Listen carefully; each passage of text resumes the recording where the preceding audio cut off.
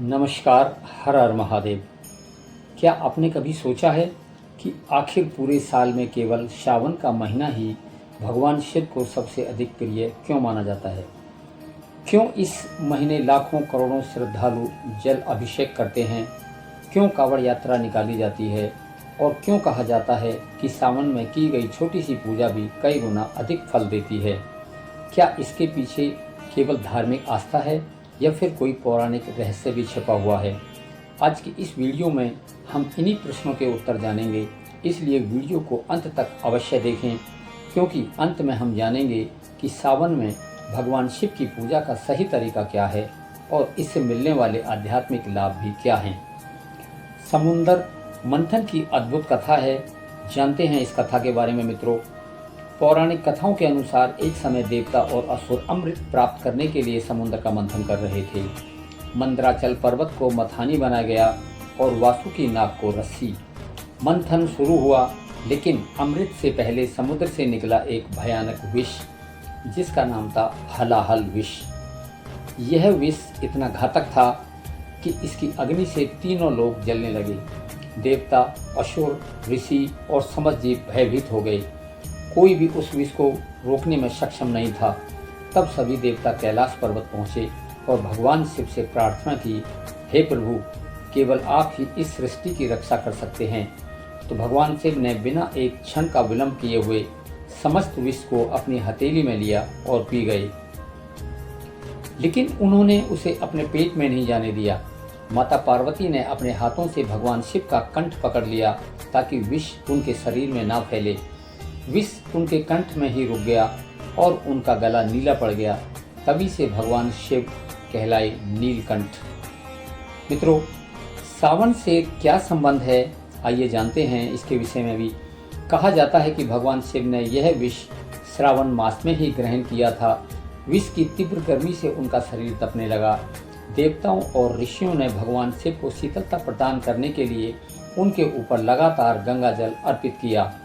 बेलपत्र चढ़ाए गए, चंदन लगाया गया और दूध से अभिषेक किया गया। इसी घटना की स्मृति में आज भी सावन के महीने में शिवलिंग पर जल चढ़ाने की परंपरा चली आ रही है। इसलिए सावन भगवान शिव का सबसे प्रिय महीना माना जाता है। गंगा और शिव का भी विशेष संबंध है। एक और मान्यता के अनुसार माँ गंगा भगवान शिव की जटाओं में विराजमान है। सावन वर्षा का महीना है। इस धरती पर जल की प्रचुर मात्रा बनी हुई होती है। नदियाँ भर जाती हैं और प्रकृति हरियाली से आच्छादित हो जाती है। जल स्वयं भगवान शिव का अत्यंत प्रिय तत्व माना गया है। इसी कारण सावन में जल अभिषेक का विशेष महत्व भी बताया गया है। माता पार्वती जी की तपस्या के बारे में जानते हैं, जो कि एक अन्य कथा के अनुसार माता पार्वती जी ने भगवान शिव को पति के रूप में प्राप्त करने के लिए एक कठोर तपस्या की थी। उन्होंने अनेक वर्षों तक कठिन व्रत और उपवास किए। उनकी भक्ति और समर्पण से प्रसन्न होकर भगवान शिव ने उन्हें स्वीकार किया।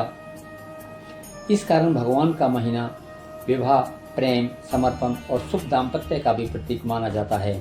यही कारण है कि अविवाहित कन्याएं अच्छे जीवन साथी की कामना से सावन के सोमवार का व्रत भी रखती हैं। कांवड़ यात्रा की परंपरा की हम बात करें तो सावन आते ही देश भर में लाखों से भक्त कांवड़ यात्रा पर निकल जाते हैं। वो गंगा, नर्मदा या अन्य पवित्र नदियों से जल लाकर अपने निकट के शिव मंदिर में भगवान शिव का जल का अभिषेक करते हैं। यह केवल एक यात्रा नहीं, बल्कि श्रद्धा, अनुशासन, सेवा और भक्ति का अद्भुत संगम है। मान्यता है कि श्रद्धा से अर्पित किया गया जल भगवान शिव अवश्य स्वीकार करते हैं। अब हम जानते हैं कि सावन में क्या चढ़ाना चाहिए। शास्त्रों के अनुसार भगवान शिव को शुद्ध जल, गंगा जल, बेलपत्र, धतूरा, आक के पुष्प, भस्म, चंदन, सफ़ेद पुष्प और यदि संभव हो तो कच्चा दूध भी अर्पित किया जा सकता है। ध्यान रहे कि बेलपत्र 3 पत्तियों वाला, साफ और बिना टूटा हुआ होना चाहिए। अब हम जानते हैं कि सावन में हमें क्या नहीं करना चाहिए। प्रतिदिन मित्रों, सावन में क्या क्या हमें करना चाहिए इसके बारे में भी हम जान लेते हैं। प्रतिदिन ओम नमः शिवाय मंत्र का जाप करें। यदि संभव हो तो सोमवार का व्रत भी अवश्य रखें। शिव पुराण या रुद्राष्टकम का पाठ करें, जरूरतमंदों की सहायता करें। क्रोध, अहंकार और कटु वचन से जरूर बचना चाहिए। याद रखिए, भगवान शिव केवल जल से नहीं बल्कि सच्चे मन से प्रसन्न होते हैं। तो मित्रों, जब आप समझ गए हैं कि सावन केवल वर्षा का ही महीना नहीं बल्कि भगवान शिव की करुणा, त्याग, सृष्टि और रक्षा का समर्पण कराने वाला पवित्र समय है, जब भी आप शिवलिंग पर जल अर्पित करें, केवल एक इच्छा न मांगें बल्कि भगवान शिव से ये प्रार्थना करें, हे महादेव, जिस प्रकार आपने संसार के दुख अपने ऊपर ले लिए, उसी प्रकार हमें भी दूसरों के लिए करुणा, धैर्य और सेवा का भाव प्रदान करें।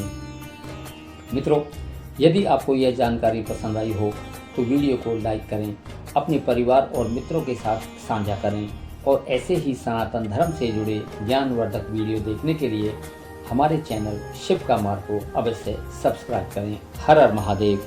राधे राधे मित्रों।